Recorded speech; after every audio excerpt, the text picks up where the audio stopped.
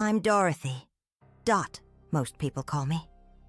I'm 104 years old, and I need to tell you something that nobody ever told me when I still had time to use it. I buried my husband 36 years ago. I buried my oldest child 2 years ago. She was 83. I've buried friends I grew up with, neighbors I cooked for, people I prayed next to every Sunday for 50 years. And somewhere along the way, I stopped being afraid of dying. What scares me now, the only thing that still keeps me up at night, is watching people I love throw their years away, one bad morning at a time. People who are alive right now, with everything ahead of them, choosing slowly and quietly not to take care of themselves, choosing convenience over longevity, choosing distraction over presence, choosing anything but the hard, simple, unglamorous work of being well. That's what scares me. That's why I'm talking to you today. You think you know what it means to take care of yourself. You probably think it means some expensive thing. A supplement, a gym membership, a doctor who tells you your numbers are good. But you don't know. I promise you. You don't know yet. Because nobody teaches you the thing that actually matters until it's almost too late to hear it. The mistake I see everyone make, the one I almost made myself, is waiting. Waiting until they feel bad to start doing good. Waiting until Monday. Waiting until the kids are grown. Waiting until things slow down. I did it too. I did it until the morning John didn't wake up, and I realized that half my reasons for living were tied to someone who was already gone. And I had to decide, right then, at 68 years old, whether I was going to follow him down or keep going. And I chose to keep going. But I want you to choose before you ever get to that crossroads. I want you to choose right now. Let me tell you about the mornings. I have gotten up at 5:30 every morning for more decades than most of you have been alive. I don't say that to impress you. I say it because the morning is the whole day. Whatever you do in that first hour tells your body what kind of person you are. And your body listens. I eat my oatmeal. Same bowl, walnuts, a spoon of honey, 1 soft egg. I read my Bible. And then I walk. 15 minutes now. Used to be an hour when I was younger. Rain, snow, cold that bites your face. It doesn't matter. I go. And here's the thing nobody tells you about a walk like that. It's not about the steps. It's about the promise you keep to yourself. Every single morning, you prove to your own body that you showed up for it. And over 80 years, that adds up to something that doctors can't explain and can't replicate. I had a neighbor once. Good man. James. He was 62. A little overweight, not sick, just tired all the time. He used to wave at me from his porch when I walked past. One morning I stopped and I said, "James, why don't you come walk with me?" And he laughed. He said, "Dot, what's 15 minutes going to do for me?" I said, "James, nothing today, but everything across a lifetime." He never did start walking. He had a stroke at 69. I'm not saying the walk would have saved him. I am saying the decision not to start is always made too early, and the cost is always paid too late. And I want you to understand something about how consistency works, because people misunderstand it. They think that one good day matters. It doesn't. Not really. What matters is one good day that leads to another, and another, until the chain is so long that breaking it feels wrong. That's what a habit actually is. Not something you're excited about. Something you no longer question. I didn't walk every morning for 80 years because I loved walking in the dark in Montana winters. I walked because at some point it stopped being a choice and became who I was. That's the goal. Not motivation. Identity. You stop being someone who tries to exercise, and you become someone who moves every morning. Full stop. Those are completely different people with completely different futures. My daughter thinks my mind is sharp because of good genes. Maybe.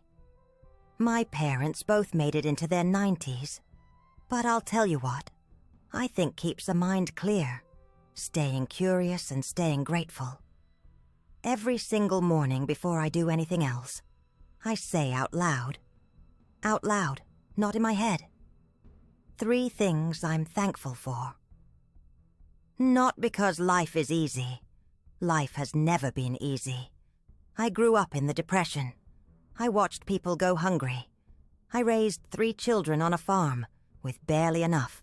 I lost John when I still needed him.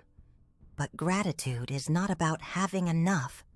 Gratitude is a decision you make before the day gets a chance to argue with you. And when you make that decision every morning for 80 years, your nervous system stops spending so much time in fear. And fear, I believe, is what ages people faster than anything on this earth. Now let me tell you about forgiveness, because this one matters more than the food and the walk put together. I have carried grudges before, long ones. When I was in my 40s, my sister and I stopped talking for almost 4 years, over something so small I can barely remember what it was now. Pride. It was pride.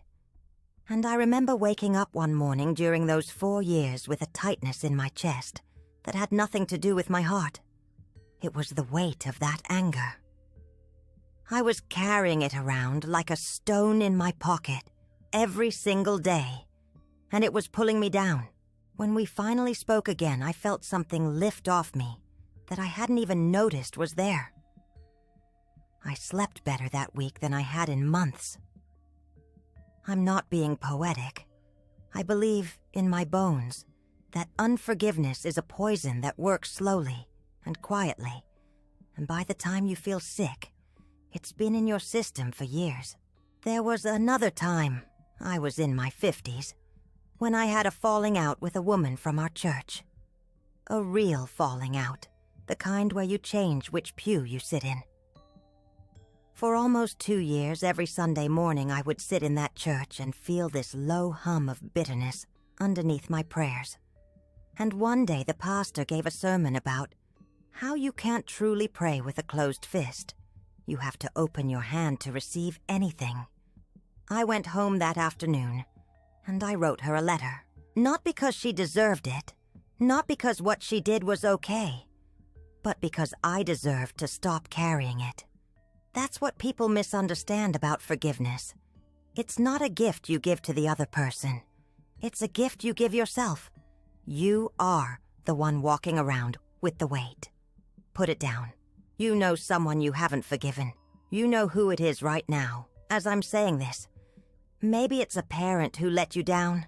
Maybe it's an old friend who betrayed you. Maybe it's yourself. And that one is the hardest. Forgiving yourself is the work of a lifetime. But it is the work. Do it. Here are the things I believe kept me alive and kept me whole. Move every day. I don't care how. Walk to the mailbox and back if that's all you have. But don't let a day pass where your body didn't feel that you were alive in it. Your body is made to move, not to sit. Every hour you spend still is a conversation you're refusing to have with yourself. Eat simple and real. I never had a McDonald's in my life. Not once. I'm not saying that to be difficult. I'm saying that when you eat food that comes from the ground, food that your grandmother would recognize, your body knows what to do with it. It doesn't have to fight. A bowl of oatmeal, a soft egg, soup you made yourself, garlic every day, raw if you can stand it, bone broth. Simple things, done consistently, for decades. That is the whole secret. There is no other secret. Give your worry to God, or to something larger than yourself. Because worry is spending energy on things you cannot change, and energy is the only currency that matters and that you cannot earn back.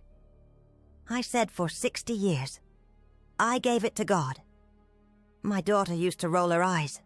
Now she's 78 and she's starting to understand. You cannot carry tomorrow and today at the same time. Put one of them down. Stay connected. I never isolated. Not after John died. Not after I got old, and everyone started treating me like something fragile. I have a daughter who checks on me every day. I have grandchildren who call.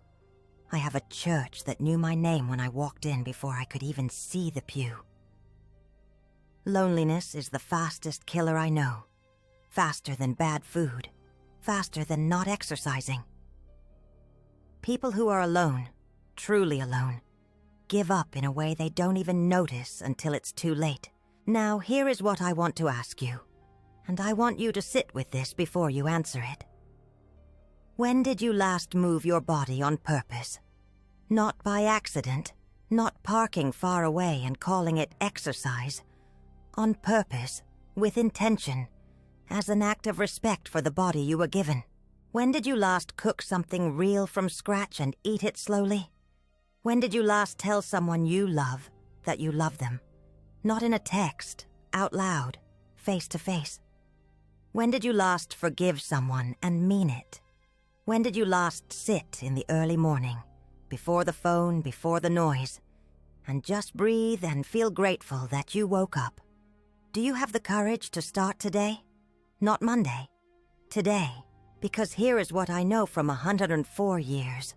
The days you put it off are not neutral. They are not days you get back. Every morning you don't walk, your body learns a little more that you don't need it. Every day you don't forgive, the stone gets a little heavier. Every meal of something that comes in a box teaches your cells something they don't forget. But the reverse is also true. One walk becomes two. Two becomes a habit. A habit becomes a body that doesn't know how to stop. One morning of gratitude becomes a mind that looks for good things instead of bad ones. One forgiveness becomes a chest that breathes deeper. The math works in both directions. You just have to pick one direction and start. I am 104 years old. I have white hair, and I walk with a cane, and my hands are so wrinkled they look like the bark of an old tree.